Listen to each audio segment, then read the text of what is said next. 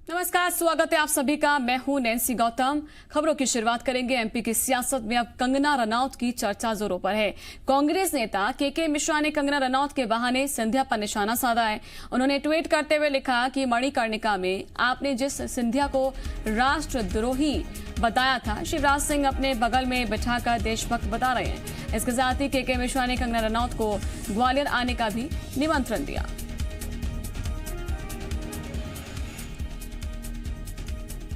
तो एमपी की सियासत में अब नया विषय जुड़ गया है और वो विषय है कंगना रनौत। कंगना रनौत को लेकर चर्चा जोरों पर है और कांग्रेस नेता के मिश्रा, जो कि हमेशा से ही मुखर रहते हैं ट्विटर के जरिए या उनके बयान जो है सामने आते रहते हैं, यहाँ पर कांग्रेस की ओर से वो बीजेपी को घेरने का कोई मौका नहीं छोड़ते हैं। तो कांग्रेस नेता के मिश्रा ने कंगना रनौत के बहाने सिंधिया पर भी निशाना साध दिया है। उन्होंने ट्वीट किया है और ट्वीट करते हुए लिखा कि मणिकर्णिका में आपने जिस सिंधिया को राष्ट्रद्रोही बताया था, शिवराज सिंह उन्हें अपने बगल में बिठाकर देशभक्त बता रहे हैं। और इसके साथ ही के मिश्रा ने कंगना रनौत को ग्वालियर आने का निमंत्रण भी दे दिया।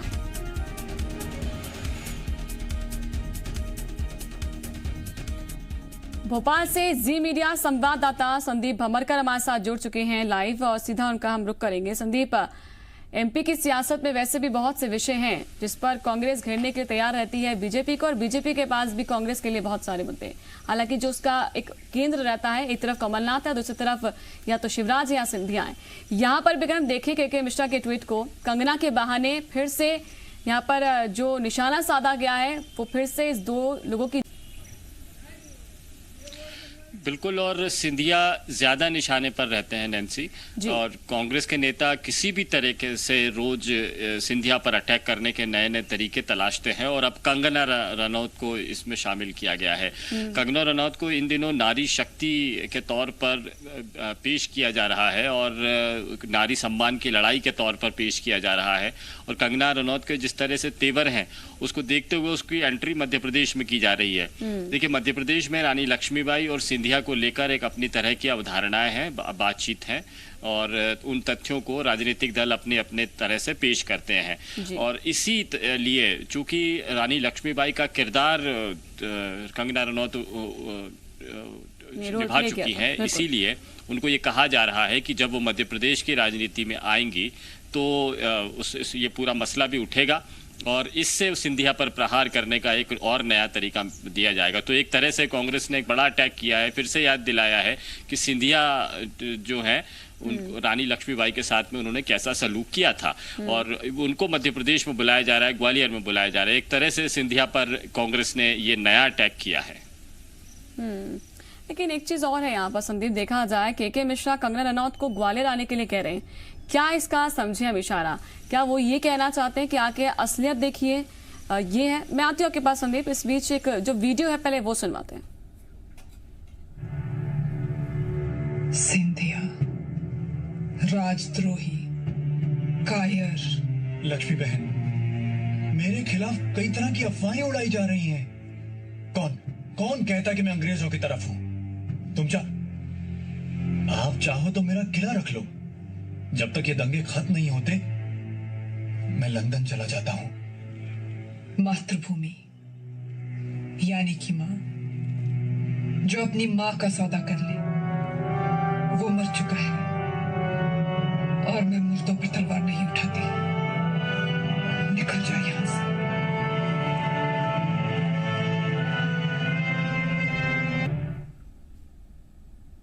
संदीप, आपने भी सुन लिया होगा, मणिकर्णिका जो फिल्म है उसका एक छोटा सा एक क्लिप है जिसमें किस तरह से कंगना रनौत जो है यहाँ पर झांसी की रानी के तौर पर सिंधिया को ललकारती है और बताती है। और इसी के जरिए जो है के मिश्रा ने ट्वीट भी किया इस वीडियो को शेयर करते हुए।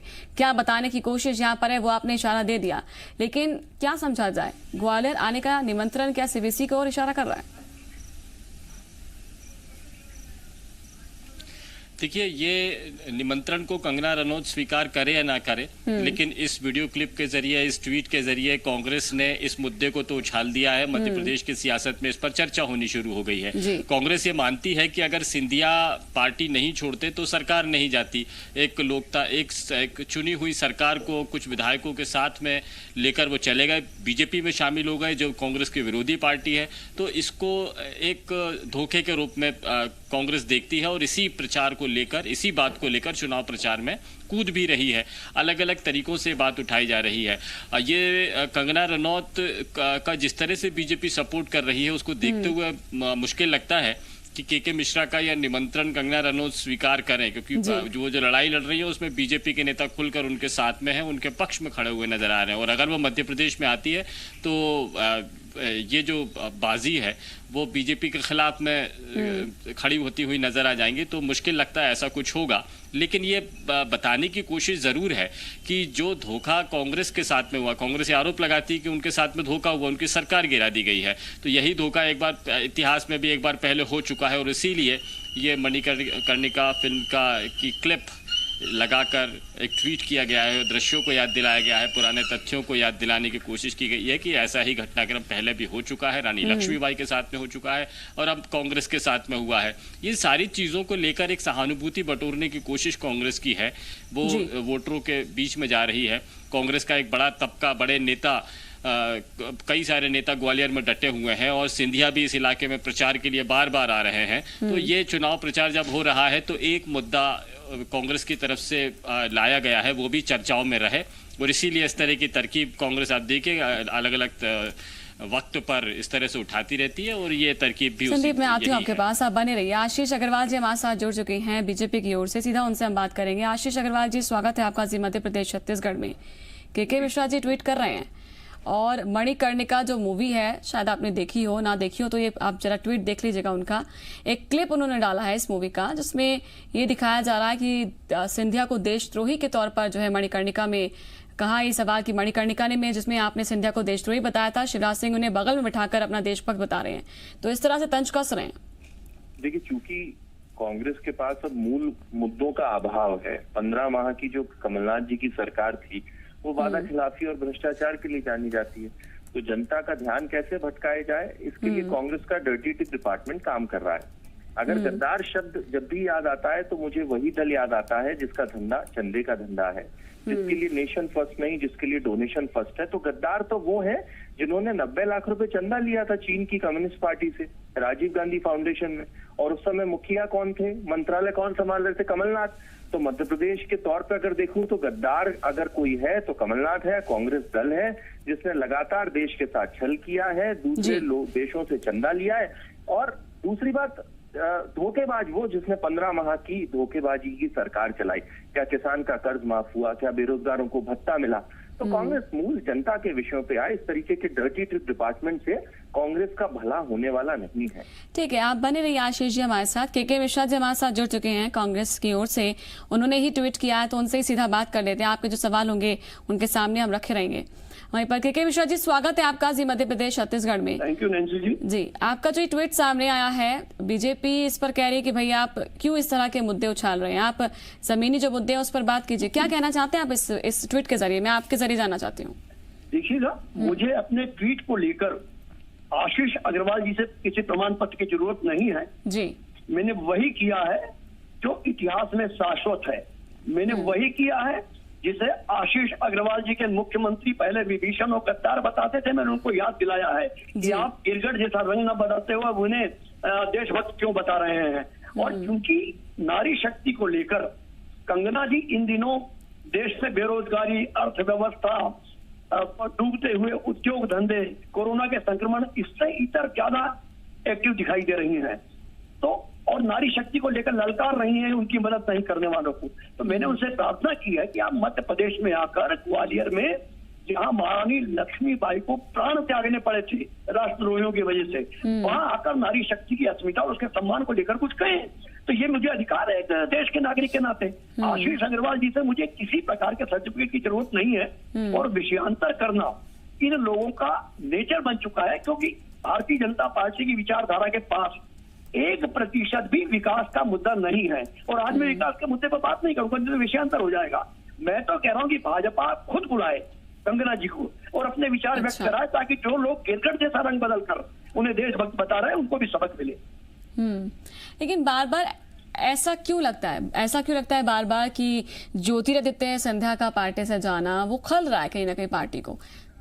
नहीं, देखिएगा, सरकारें नैन्सी जी आती जाती रहेंगी, लोकतंत्र जिंदा रहना मजबूत है, मगर राष्ट्रद्रोहियों को और गद्दारों को आईना दिखाना भी इस देश में बहुत जरूरी है। नहीं तो ये जो मूवी है के मिश्रा जी, जो ये मूवी है आपने देखी होगी, आपका क्लिप जब आपने इसे अपलोड किया है तो आपके साथ थे तो वो ठीक थे तब? मेरी बात सुनिएगा नैन्सी जी, तब भी हम लोग वास्तविक चरित्र तो इनका कांग्रेस छोड़ने के बाद दिखाई दिया। और मुझ जैसा कार्यकर्ता तो पहले भी इन सामंतियों का पार्टी में रहकर विरोध करता था। इतिहास गवाह है उसका। मतलब आपकी पार्टी में जब तक थे तब तक आपको इनका चरित्र का अंदाजा नहीं लग पाया? मैंने नैन्सी जी, मैंने तब भी इनका विरोध किया है, पार्टी के भीतर, और उसका इतिहास साक्षी है। मैं राजनीति में कार्यकर्ता के बतौर ऐसे डबल स्टैंडर्ड को, जो भोली सूरत दिखाकर जनता को ठगने की कोशिश करते हैं, ऐसे ठगोरों के खिलाफ मैं अपनी पार्टी के भीतर भी हूं और आगे भी रहूंगा। सरकारें आती जाती रहेंगी, अन्यथा इस देश में चुनाव बंद हो जाएंगे, लोग जनता के बीच से ही लोगों को खरीद कर सरकार बना लेंगे और सरकार गिरा देंगे। ये देश के लिए खतरा बन चुके हैं ऐसे चेहरे। तो इन लोगों को लोकतंत्र की रक्षा के लिए, जमहूरियत की रक्षा के लिए बेनकाब करना एक देश के नागरिक के नाते मेरा कर्तव्य है। लेकिन फिल्म तो बहुत पहले आ चुकी है ना, लेकिन अब क्या आपने अब देखी इसको, दोबारा से आपको याद आ गया, फिर से इसको आपने लिंक कर दिया? पहले आपने कभी इस मुद्दे को नहीं उठाया, आप तब भी दिखा सकते थे अपनी पार्टी के अंदर जब आवाज उठा रहे थे कि देखिए जरा ये क्लिप देख लीजिए, क्या इनका इतिहास है। नैन्सी जी, इतिहास को स्मरण दिलाने के लिए किसी मुहूर्त की जरूरत नहीं पड़ती है। तो याद अपनी पार्टी में भी याद दिलाइए ना फिर। अगर आप ठीक है, आप बीजेपी को याद दिला रहे हैं या फिर कंगना के सहारे आप याद दिला रहे हैं, तो अपनी पार्टी में आप आवाज, आपने कहा कि पहले भी उठाइए, तो अपनी पार्टी में भी दिखाते हैं आप। नैन्सी जी, आपने बहुत अच्छा प्रश्न किया है और मैं आपको साक्षी मानते हुए चढ़ता से कह रहा हूं, चाहे मेरे राजनेता या मेरी पार्टी भी मुझसे नाराज हो जाए, इन लोगों को सर पर बिठाना कांग्रेस पार्टी का राजनीतिक अपराध था और नई पीढ़ी के सामने हम लोग लज्जित होंगे। इन लोगों को हमने गले लगाकर बहुत बड़ी गलती की थी और आगे भी यदि लगाया तो हम गलती करेंगे। के मिश्रा जी, शुक्रिया आपका हमारे साथ जुड़ने के लिए। आशीष अग्रवाल जी भी हमारे साथ जुड़े हैं। आशीष जी, इस पर कुछ कमेंट देना चाहें छोटा सा? देखिए, कमेंट तो सबसे पहले ये है कि जब वो सूरत और जनता को ठगने वाला एक चेहरा जो बता रहे थे, तो वो मुझे राहुल गांधी याद आता था, है ना। दूसरा विषय, कांग्रेस अपने गद्दार की और धोखेबाजी की जरा डेफिनेशन तो स्पष्ट करे। क्या जो इनका दल छोड़ेगा वही गद्दार और धोखेबाज है, और जो चाइना से चंदा ले लेगा और आयात शुल्क घटा देगा वो राष्ट्रभक्त है? तो कांग्रेस की जो परिभाषा है वो जनता ने अस्वीकार कर दी है। दूसरी बात, सर्टिफिकेट के मिश्रा को मुझसे लेना हो चाहे ना हो, परंतु जनता की सर्टिफिकेट में तो कांग्रेस और राहुल गांधी का दल फेल हो चुका है। ये जो शब्दम डेफिनेशन है गद्दारी धोखेबाजी की, जब जब ये गद्दार कहेंगे तो गांधी, नकली गांधी और नेहरू परिवार याद आएगा जिन्होंने देश के साथ छल किया। जब जब ये धोखेबाज कहेंगे तो 15 माह की कमलनाथ सरकार आएगी जिसने बेरोजगारों को ठगा, जिसने निराश्रितों को ठगा, जिसने किसान को ठगा, और जितनी ये बात करेंगे उतनी जनता इनके विरुद्ध लामबंदों के वोटिंग करेगी। चलिए, शुक्रिया आशीष अग्रवाल जी हमारे साथ जुड़ने के लिए। आप दोनों ने अपना पक्ष रखा है, हम यही चाहते थे कि दोनों तरफ से जो पक्ष है वो सामने आ जाए। संदीप लगातार हमारे साथ बने हुए हैं, और संदीप, आपने भी सुना क्या कुछ के मिश्रा जी कहते हुए नजर आए हैं?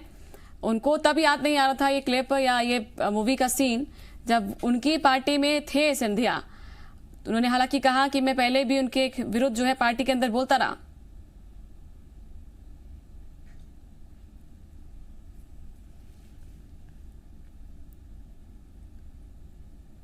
तरह के सवाल उठाती थी और शिवराज की सभाओं में सुभद्रा कुमारी चौहान की कविताएं बार बार बोली जाती थी, तब कांग्रेस के लिए भी बहुत मुश्किल होता था इस पर जवाब देना। लेकिन अपने नेता यानी ज्योतिरादित्य सिंधिया को लेकर हमेशा साथ में ही पक्ष में उनके बारे में बात की गई है और इतिहास की इन चीज़ों को दरकिनार करके। लेकिन अब जबकि सरकार जा चुकी है और सरकार जाने की एक ही वजह है, वो है सिंधिया का सरकार से अलग हो जाना, बीजेपी में शामिल हो जाना।